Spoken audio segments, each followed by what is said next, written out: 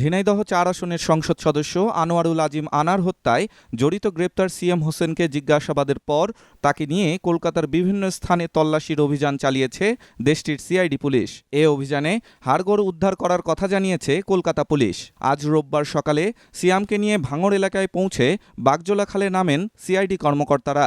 সেখান থেকে হাড়গোড় উদ্ধার করা হয়। এর আগে ১৬ দিনের বেশি সময় ধরে তল্লাশি চালিয়েও কিছু উদ্ধার করা না গেলেও আজ অভিযান শুরুর মাত্র ৩০ মিনিটের মধ্যেই উদ্ধার হয় হাড়গোড়। তবে সেই হাড় এমপি আনারের কিনা তা স্পষ্ট নয়। ফরেনসিক পরীক্ষায় তা জানা যাবে।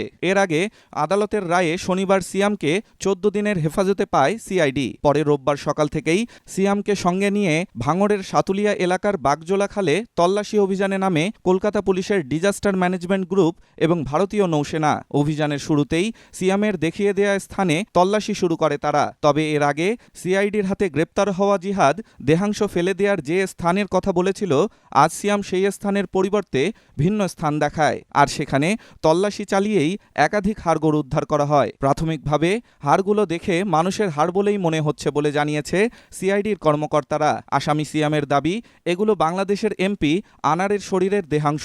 যদিও সিআইডির পক্ষ থেকে জানানো হয়েছে এমপির দেহাংশ কিনা বিষয়টি নিশ্চিত হতে উদ্ধার হওয়া হাড়গুলো ফরেনসিক পরীক্ষার জন্য পাঠানো হবে। উল্লেখ্য, গত শুক্রবার আনার হত্যার ঘটনায় সন্দেহভাজন হিসেবে নেপালে আটক সিয়াম হোসেনকে ভারতের কাছে হস্তান্তর করা হয়। এর আগে সিয়ামকে নেপালে আটকের খবর পেয়ে ১ জুন সেখানে যান ডিবির হারুন। ৪ জুন নেপাল থেকে ফিরে শাহজালাল বিমানবন্দরে সাংবাদিকদের তিনি বলেন, ভারতের সঙ্গে নেপালের চুক্তি রয়েছে, ভারতীয় পুলিশের কাছে সিয়ামকে দিলেও হবে, কারণ তাকে নিয়ে আলামত উদ্ধার সহ তদন্তকে এগিয়ে নেওয়া সহজ হবে। উল্লেখ্য, গত ১২ মে চিকিৎসার জন্য ঝিনাইদহের কালীগঞ্জ থেকে চুয়াডাঙ্গার দর্শনার গেদে সীমান্ত দিয়ে ভারতে যান সংসদ সদস্য আনার। সেখানে কদিন নিখোঁজ থাকার পরে ২২ মে হঠাৎ খবর ছড়ায় কলকাতার পাশে নিউটাউন এলাকায় সঞ্জীবা গার্ডেন্স নামে একটি আবাসিক ভবনের BU ৫৬ নম্বর রুমে সংসদ সদস্য আনার খুন হয়েছেন। ঘরের ভেতর পাওয়া যায় রক্তের ছাপ, তবে ঘরে মেলেনি মরদেহ।